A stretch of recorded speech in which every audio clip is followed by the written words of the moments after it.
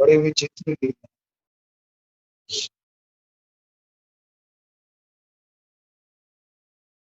भगवान तो सत्य है, लेकिन मनुष्य उनकी लीला को नहीं समझता। मनुष्य नहीं समझते कि भगवान इस समय क्या लीला।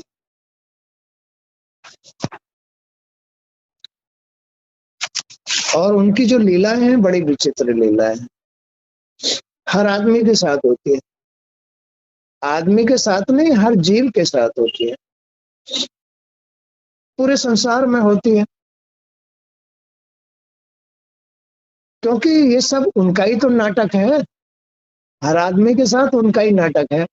लेकिन आदमी भूल में न तो उनकी लीलाओं को समझ पाता है, क्या करना चाहते हैं ये भी नहीं समझ पाता है, क्या हो रहा है क्यों हो रहा है ये भी नहीं समझ पाता है। भूल में भागता रहता है, दौड़ता रहता है, परेशान होता रहता है। छोटी सी बात है, मनुष्य की राक्षस प्रवृत्ति, मनुष्य की दानव प्रवृत्ति, उसमें भक्ति का ना होना, उसमें ज्ञान का ना होना, इसलिए मनुष्य उस प्रवृत्ति में, दानव प्रवृत्ति में, मूर्ख प्रवृत्ति में भागता रहता है, दौड़ता रहता है और नष्ट होता रहता है, सब कुछ नष्ट करता रहता है। ऐसी भगवान की लीला है। अच्छी भी लीला करते हैं वो, बुरी भी लीला करते हैं।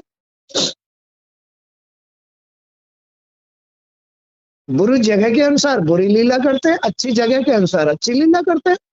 अच्छे आदमी के साथ अच्छी लीला करते हैं, बुरे आदमी के साथ बुरी लीला करते हैं।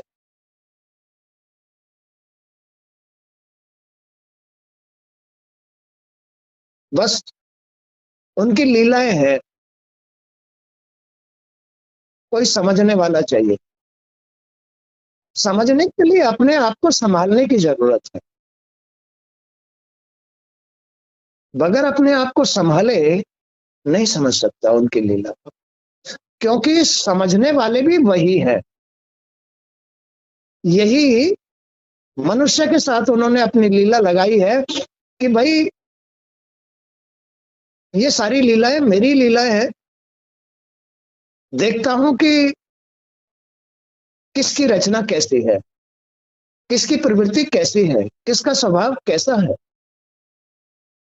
कोई मुझे प्राप्त करना चाहता ही नहीं, चाहने वाले के साथ वो हैं ज्ञान रूप से, और नहीं चाहने वाले के पास वो नहीं है, अहंकार का।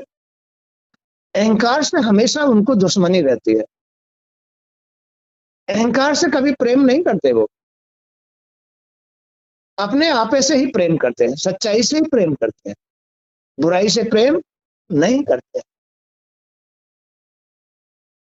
कोई समझने वाला चाहिए उनकी लीला को, कब कैसी लीला हो रही है, कैसा समय है, क्या होने वाला है, इन बातों को समझने वाला चाहिए।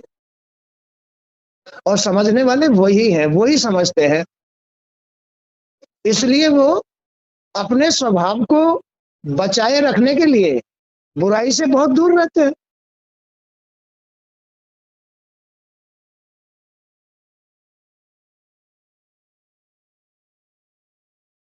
तो सभी, अब राक्षस लोग जो दानव प्रवृत्ति वाले अहंकार वाले जो पुरुष होते हैं, वो उनको कभी प्रणाम नहीं करते, कभी उनको याद नहीं करते, कभी उनका गुणगान नहीं सुनते, न करते। लेकिन जो जिनका स्वभाव अच्छा होता है, जिनको वो प्राप्त होते हैं ज्ञान रूप में, वो देव स्वरूप होते हैं, भक्त लोग होते हैं, तो सभी देवताओं ने उन्हें साष्टांग प्रणाम किया और उनकी स्तुति की। जो देव प्रवृत्ति के लोग होते हैं ना, वो उनकी स्तुति करते हैं, उनकी स्तुति करते हैं, प्रणाम करते हैं, साष्टांग प्रणाम करते हैं, भाव भक्ति करते हैं और उनको याद रखते हैं। भगवान उनका साथ देते हैं, उनको ज्ञान अपना, उनका साथ क्या है? ज्ञान। वो कोई वस्तु नहीं है, वो कोई आकृति नहीं है, वो तो निराकार है, निर्गुण है, ब्रह्म है, अंतर्यामी है, वही चला रहे हैं तुमको। तो ऐसी प्रवृत्ति वाले लोग उस अंतर्यामी ईश्वर को प्रणाम करते हैं, साष्टांग प्रणाम करते हैं। हे भगवान, आपकी ही लीला है, ये सब सब आपकी ही लीला है, आप ही अंतर्यामी हो। आप जब निकल जाते हो तो कोई लीला नहीं होती है, और जब आप रहते हो तो आप ही लीला करते रहते हो, लेकिन मेरी समझ में नहीं आती है, क्योंकि मेरी प्रवृत्ति दूसरे प्रकार की हो गई।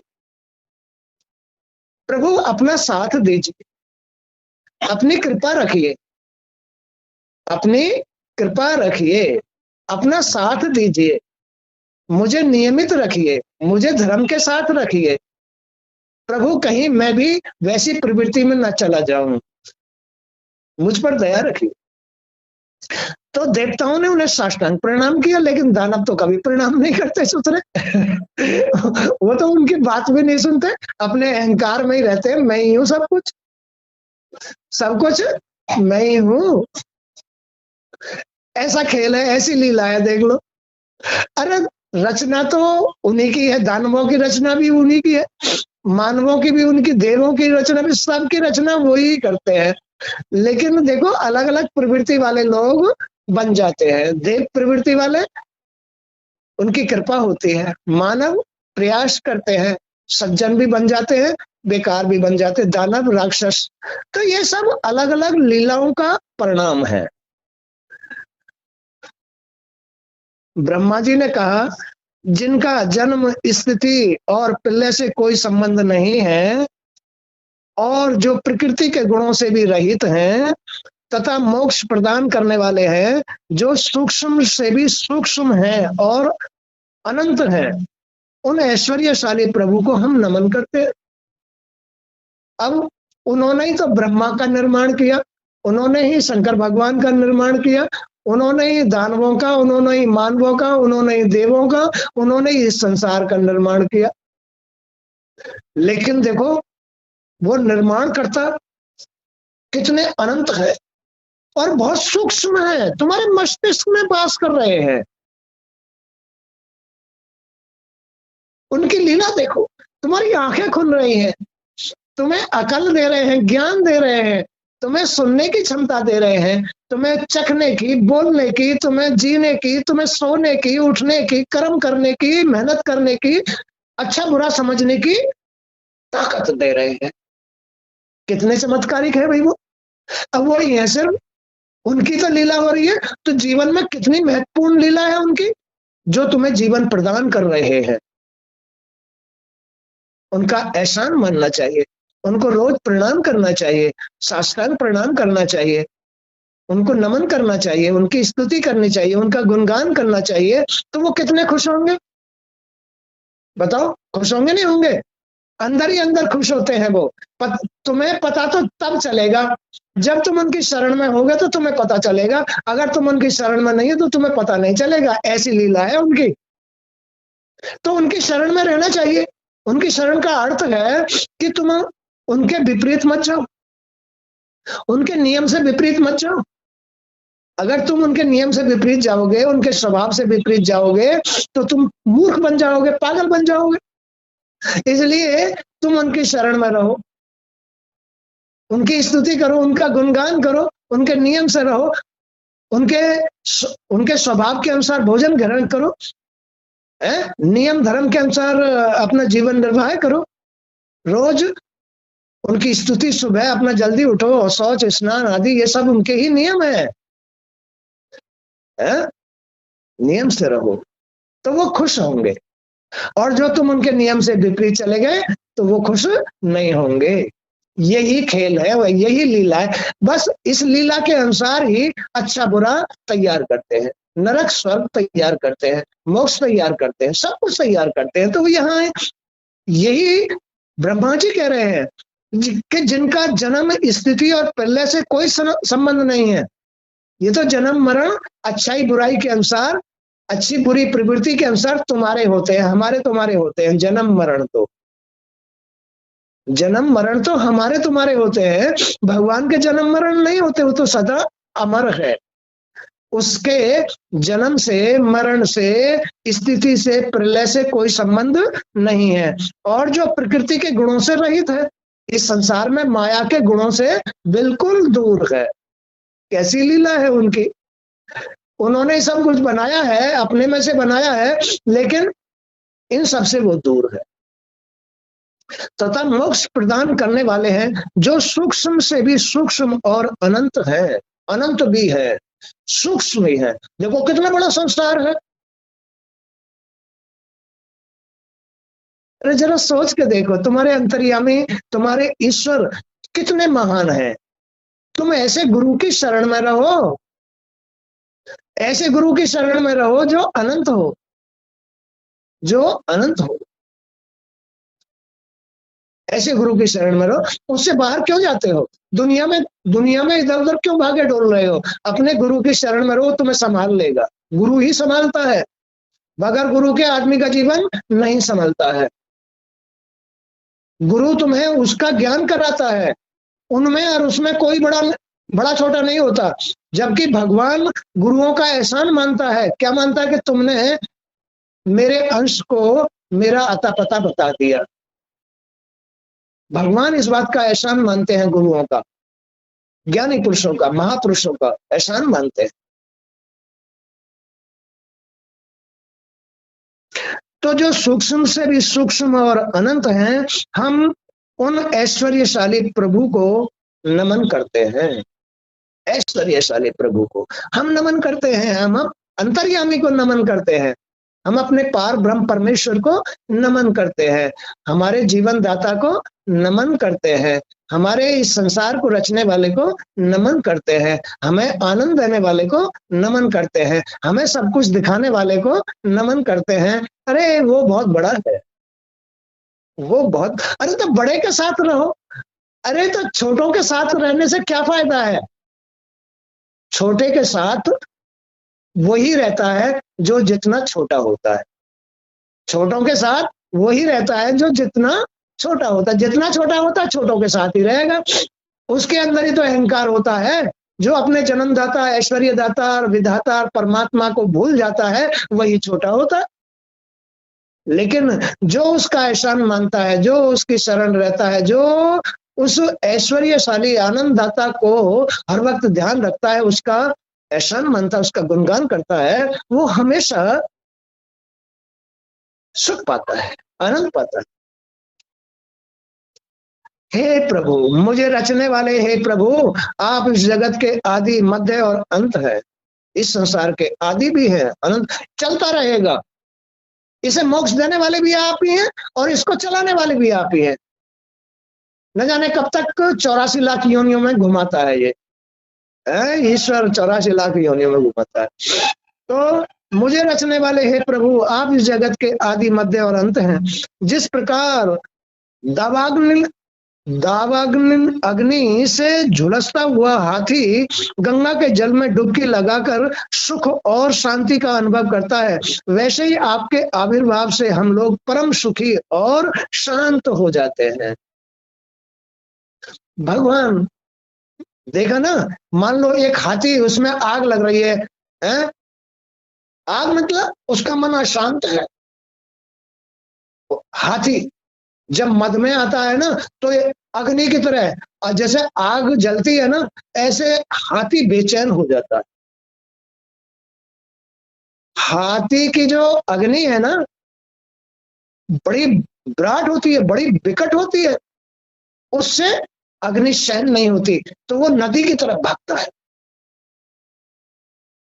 हाथी नदी की तरफ भागता है, कहीं मुझे, क्योंकि उसको ज्ञान तो होता नहीं, लेकिन अंदर उसके अग्नि होती है।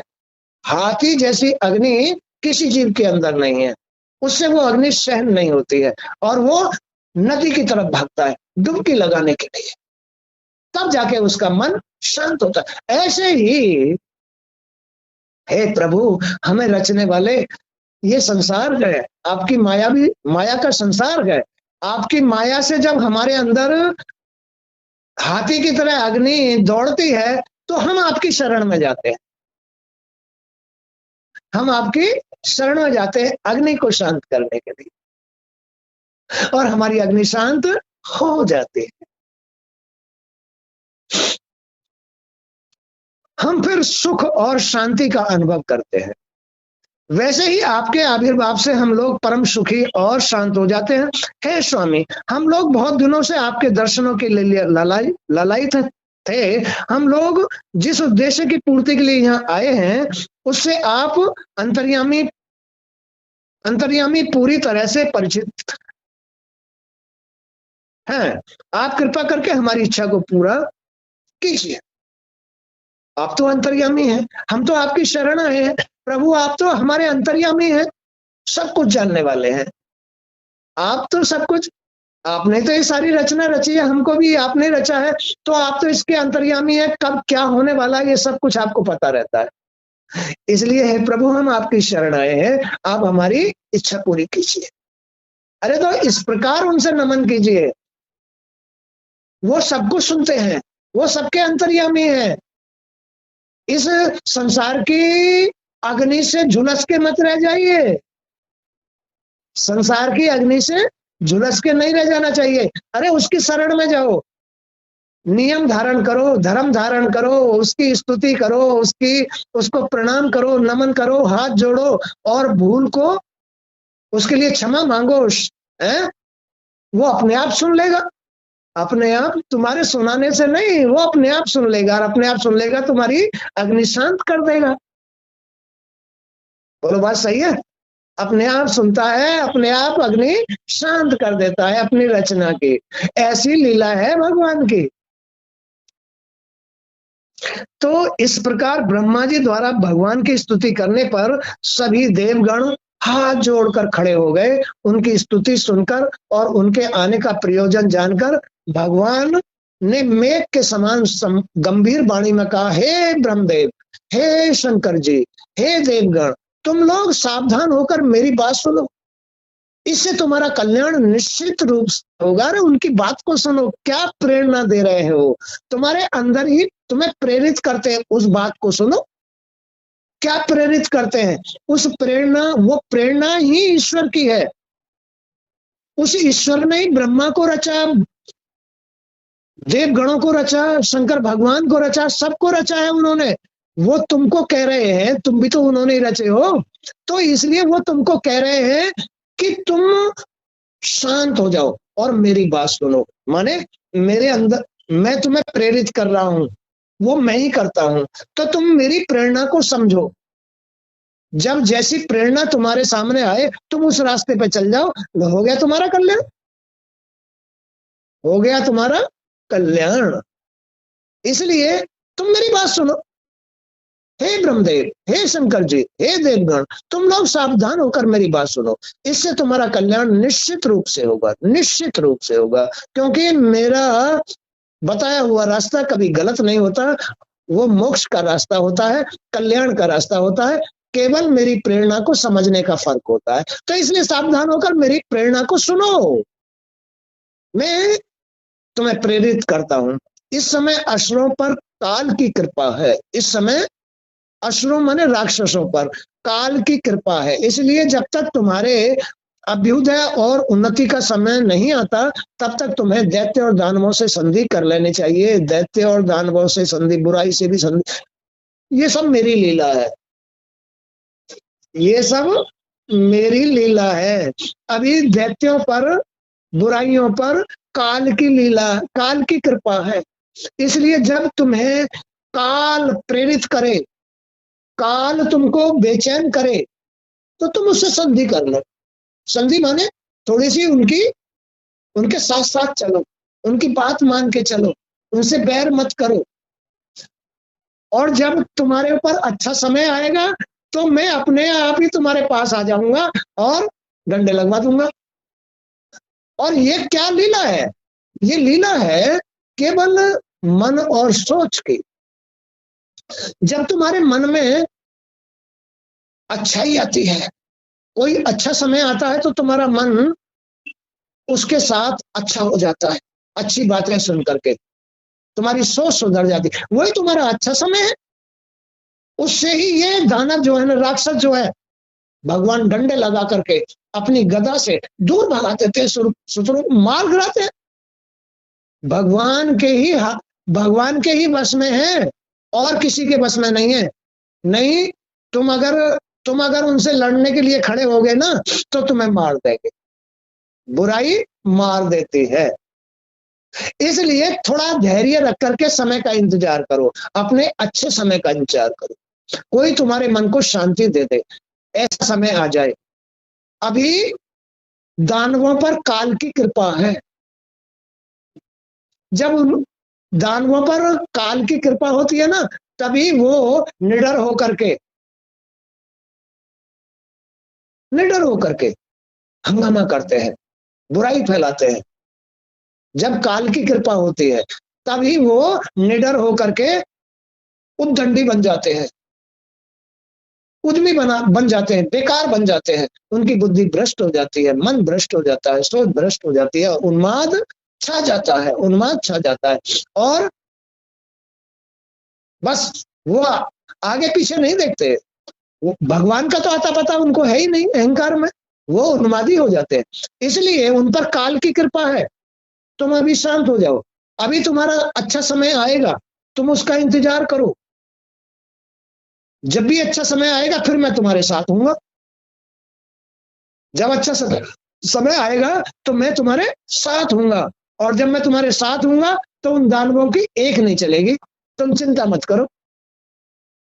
ये समझा रहे हैं ब्रह्मा जी को, देवताओं को और शंकर भगवान को। अब शंकर भगवान भी बेचैन हो गए थे।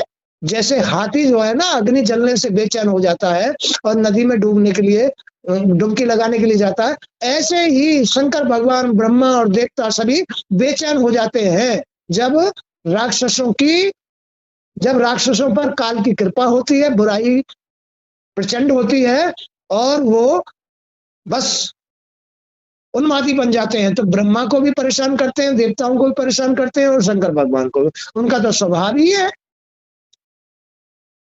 वो माँ बाप को भी परेशान करते हैं। ऐसे जो लोग होते हैं ना, अपने माँ बाप को भी परेशान करते हैं, दादा दादी को भी परेशान करते हैं, और सबको परेशान करते हैं।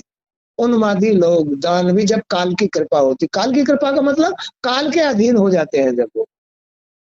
क्या समझ में आया? इसलिए तुम अभी शांत हो जाओ, अभी शांत। तुम्हारे साथ भी अच्छा समय आएगा, समय आएगा। ये तो अच्छा बुरा चलता रहा, ये तो मेरी लीला है, ये तो मेरी लीला है। तो बुराई के समय, ऐसे समय धैर्य रख के शांत रहना चाहिए, तो तुम्हारे पास वो समय तो गुजर जाएगा और अच्छा समय आ जाएगा। धैर्य के साथ आता है, धैर्य रखना चाहिए। इसलिए जब तक तुम्हारे अभ्युदय और उन्नति का समय नहीं आता, तब तक तुम्हें दैत्य और दानवों से संधि कर लेनी चाहिए। यदि कोई बड़ा और महान कार्य करना हो, तो शत्रुओं से भी मेल मिलाप कर लेना चाहिए। अगर बड़ा काम करना हो तो शत्रुओं से भी और मित्रों से सबसे मेल कर लेना चाहिए, तब तुम्हारा काम सफल होगा।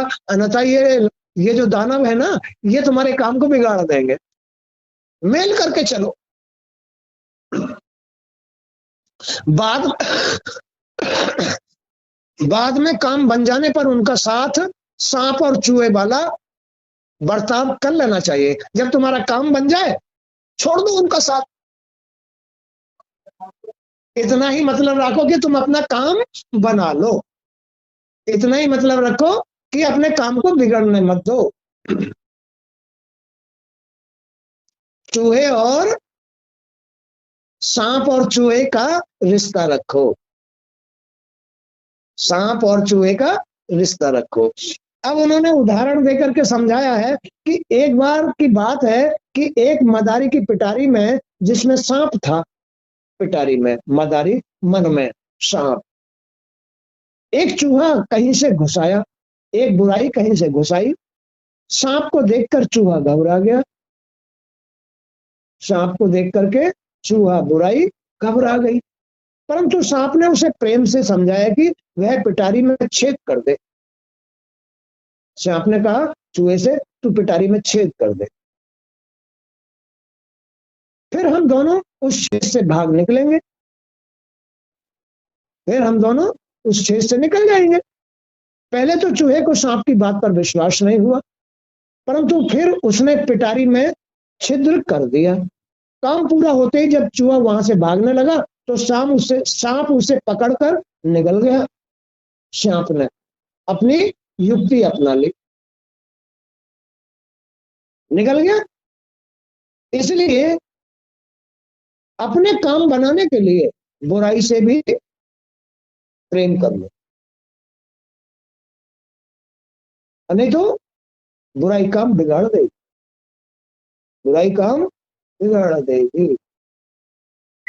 शत्रुओं से भी मित्रता धारण कर लो, शत्रुओं से भी मित्रता धारण कर लेनी चाहिए, नहीं तो वो तुम्हारी बैटरी लो हो गई।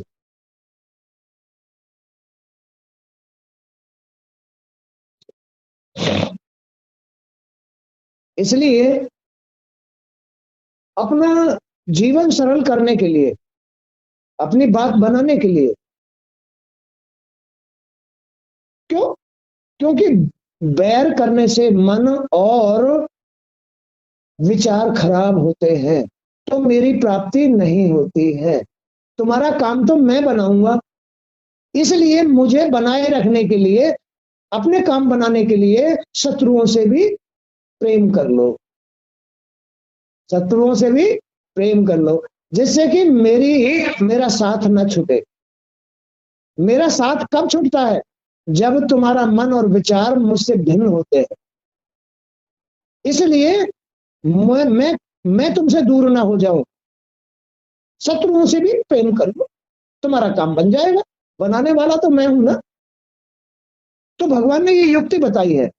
इसलिए तुम विलंब किए बिना क्षीर सागर से अमृत निकालने का प्रयत्न करो। क्षीर सागर से, ये तुम्हारा जो मन है ना, ये जो शरीर है, ये क्षीर सागर है, समुद्र है, मन ही समुद्र है तुम्हारा। इसमें तुम अपने बैरियों को भी साथ लेकर के विचार विमर्श करो और इसमें मंथन करो, मंथन करो, मंथन करो, तो तुम्हारा मक्खन निकल जाएगा, तुम्हारा काम पूरा हो जाएगा। तो इसलिए तुम विलंब किए बिना क्षीर सागर से अमृत निकालने का प्रयत्न करो। उसका पान करने वाला प्राणी अमर हो जाता है, काम बना लेता है, अमर हो जाता है। बैरियों के साथ भी बैठ करके सुनो सबकी, करो मन की, सुनो सबकी, करो मन की, और मंथन करो। बुरे लोगों सुनो सबकी, करो मन की, लेकिन तुम्हारे साथ तो भगवान है ना। भगवान तुम करोगे तो वही जो भगवान कहेंगे। इसलिए अगर तुम शत्रुओं से भी अपने काम को बनाने के लिए प्रेम करते हो और उनकी बात सुन करके अपने मन की करते हो, मन की माने भगवान का साथ लेकर के उनके अनुसार करते हो, तो तुम्हारा काम बन जाएगा, कोई भी काम बन जाएगा। इसलिए शत्रुओं से भी समय के अनुसार बैर नहीं करना। तो इसलिए तुम विलंब किए बगैर अपने इस मन का मंथन करो, दानवों को भी साथ में लेकर के मंथन करो, इसको खूब मंथन करो, अच्छाई बुराई दोनों को लेकर के मंथन करो, मंथन करो, मंथन करो। अच्छाई बुराई दोनों का मंथन करना चाहिए। बगैर बुराई के अच्छाई नहीं निकलती है, सही रिजल्ट नहीं आता है। अच्छाई बुराई दोनों का मंथन करके रिजल्ट सही अमृत पान हो पाता है। तो उसका पान करने वाला प्राणी अमर हो जाता है, मृत्यु के फंद से वह सदैव के लिए छूट जाता है। माने कि इस संसार में ऐसा जीवन जीना चाहिए, किसी से बैर नहीं करना चाहिए, ये बात बताई गई। इस संसार में किसी से भी बैर नहीं करना चाहिए। क्यों? बैर करने से भगवान का साथ छूट जाता है। इसलिए अपने मन को हमेशा शांत रखने के लिए बैरियों से भी मित्रता बना के रखनी चाहिए। सुनो सबकी, उनकी भी सुनो और अपने मन की करो। जैसे सांप ने करी है, उसको भी पिटारी में घुसा लिया छेद करके है, और उससे खुद तो निकल गया और चूहे को निकल गया, अपना काम बना लिया। सुनो सबकी, करो मन की, कितनी बड़ी युक्ति है। नहीं तो वही तुम्हारे काम को बिगाड़ देंगे, वही तुम्हारे जन्म मरण का चक्कर बना देंगे बैरी। इसलिए बुराई से भी कभी बैर नहीं करना चाहिए। चलते रहो अपना। श्री हरि, अपना मन खराब ना हो, श्री हरि दूर ना चले जाए, मन अशांत ना हो जाए। इसलिए उनका साथ बनाए रखने के लिए, मोक्ष पाने के लिए, अपने इस समुद्र का मंथन करने के लिए, इसमें से मक्खन निकालने के लिए, इसमें से सही रिजल्ट निकालने के लिए, सुनो सबकी, करो मन की। अच्छाई का साथ कभी न छोड़ना चाहिए।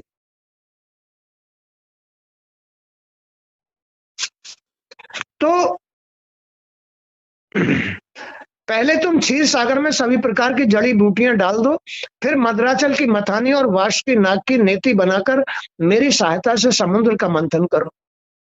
पहले तो इसमें सारी जड़ी बूटियां डाल दो, अच्छाई बुराई जितने भी तुम्हारी बातें हैं, सारी ये जड़ी बूटियां हैं, और फिर इसमें मन में मंथन करो मेरा साथ लेकर के, मेरा सच्चाई का साथ लेकर के। इसमें बुराई को भी डाल लो, जड़ी बूटियां भी डाल लो, और बुराइयों के साथ अच्छाइयों के साथ फिर तब तुम मंथन करो। तो पहले तुम क्षीर सागर में सभी प्रकार की जड़ी बूटियां डाल दो, सारी बातों को डाल दो, फिर मद्राचल की मथानी और वाश की नाक की नेति बनाकर मेरी सहायता से समुद्र का मंथन करो। क्रोध मत करो, क्रोध मत करो, बैर मत करो, शांति से ही अपना काम बना लो। केवल शांति से ही अपना काम बनता है। बोलो बात सही है, बोलो बात सही है। ये है, भगवान ने हर बात इसमें बताई हुई है। कोई उसे पहचानने वाला चाहिए। भाई दानव तो पहचानते नहीं है, सोच रहे अहंकार में रहते हैं। अरे तुम्हें तो भगवान ने अपनी कृपा दी है, अपनी शरण दी है, तो भगवान की बातों को सुनो, अमल करो और उनका साथ कभी मत छोड़ो, अपना काम बनाते हुए चलो आगे। बोलो बात सही है। क्योंकि दैत्यों के बिना तुम लोग समुद्र मंथन नहीं कर पाओगे। बगैर बुराई के अच्छाई बुराई को कैसे निकालोगे? इसलिए दोनों को मन में डालो, तब मंथन करो, माने चिंतन करो, मंथन करो, मनन करो। बगैर दानवों के तुम, बगैर बुराइयों के तुम सही रिजल्ट नहीं निकाल सकते, सही रास्ता नहीं खोज सकते। इसलिए अच्छाई बुराई दोनों को डाल करके और खूब मथो, तो तुम्हारा अपने आप ईश्वर सही रिजल्ट निकाल कर दे देगा।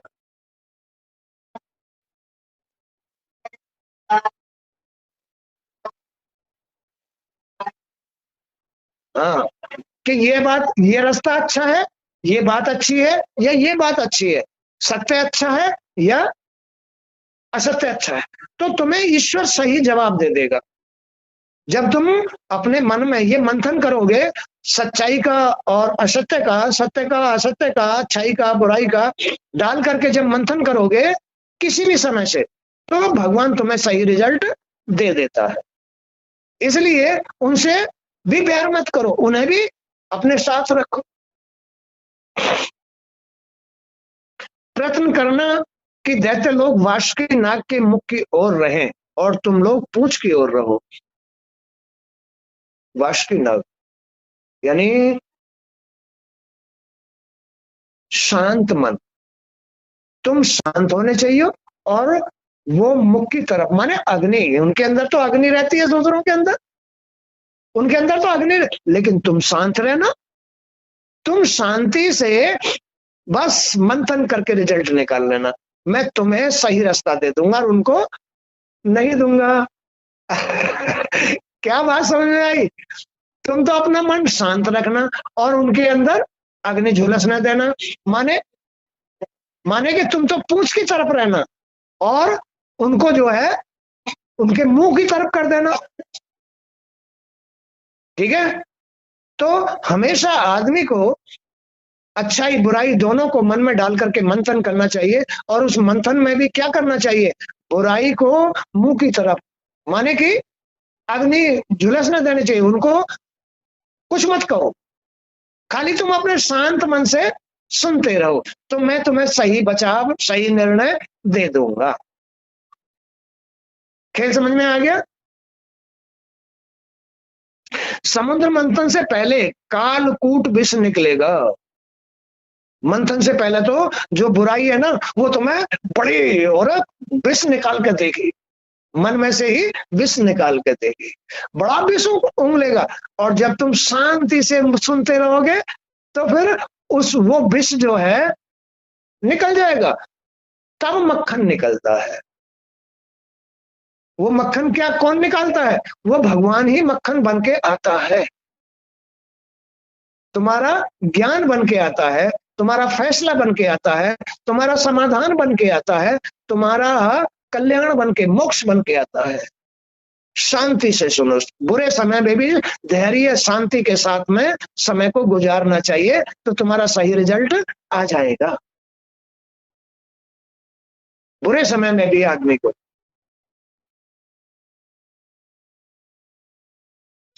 तो उससे तुम भयभीत मत होना, और किसी भी अन्य वस्तु के प्रति अपना लोभ प्रकट मत करना, केवल शांत रहो, मैं तुम्हें जवाब दे दूंगा। अगर तुमने दानवों की तरह लोभ प्रकट कर दिया, क्रोध प्रकट कर दिया, स्वार्थ प्रकट कर दिया, अहंकार प्रकट कर दिया, तो फिर मेरा साथ छूट जाएगा, फिर तुम में और उनमें क्या अंतर रह जाएगा?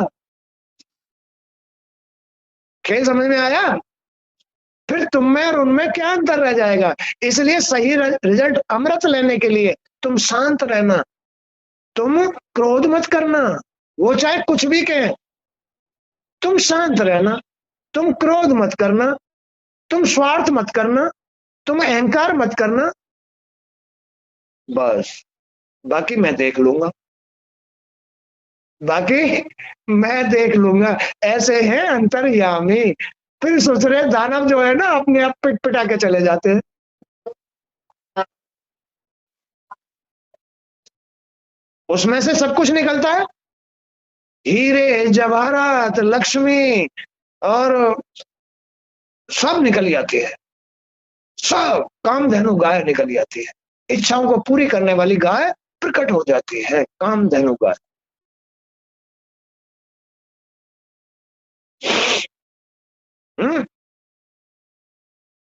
तो उससे तुम भयभीत मत, किससे? बुराई आए तो भी तुम भयभीत मत हो, शांत रहो, बैर मत करो, मेरा साथ लेने के लिए शांत रहो, क्रोध मत करो, अहंकार मत करो, उससे तुम भयभीत मत होना, और किसी भी अन्य वस्तु के प्रति अपना लोभ प्रकट मत करना, तुम्हारी कामना अवश्य पूरी होगी। ऐसे आदमी की कामना अवश्य पूरी होती है। ये है सही जगह पहुंचने का तरीका। और दैत्यों के हिस्से में सिवाय श्रम के कुछ भी नहीं मिलेगा। ये लीला तो, ये सृष्टि तो मेरी रची हुई है भाई, मैं जिसको दूंगा, जिसको मेरी मर्जी होगी उसको दूंगा, जिसको मेरी मर्जी नहीं होगी उसको नहीं दूंगा। मैं तो जो मन से शांत है, शुद्ध है, अपने विचारों से अच्छा है, क्रोध नहीं करता है, मैं तो उसको दूंगा। यही अमृत है, यही अमृत है, जिसे पी पी करके आदमी पार हो जाता है। और दानवों को, सुसरों को कुछ नहीं मिलता, बुरे लोगों को कुछ नहीं मिलता, कुछ भी नहीं मिलता। क्यों? क्योंकि वो भगवान के मन के नहीं होते हैं, भगवान के नियम धर्म पर नहीं चलते हैं, उनको कुछ भी नहीं मिलता है, सुसरों हाथ फैलाते रह जाते हैं, वो हाथ फैलाते ही रह जाते हैं।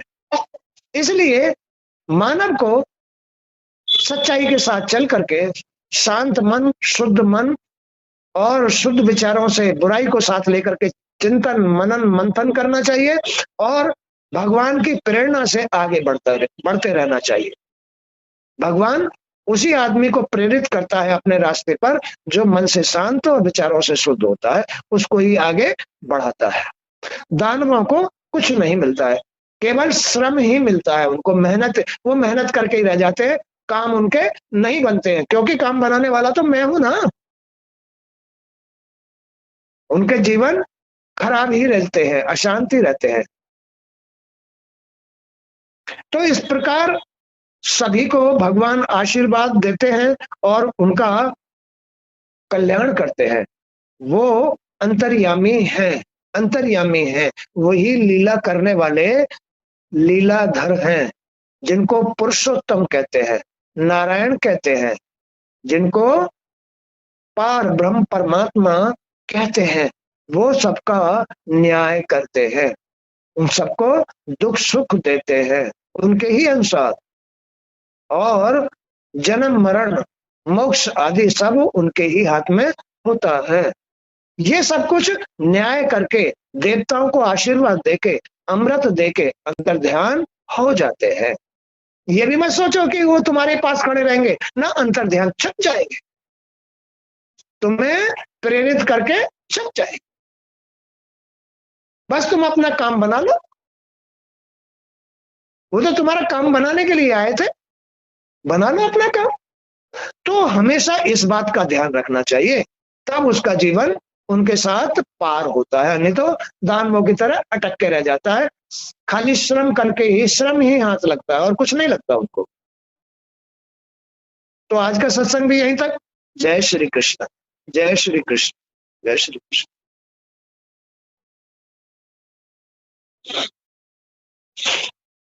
कुछ समझ में आई बात? नहीं, ये है लीला भाई, है?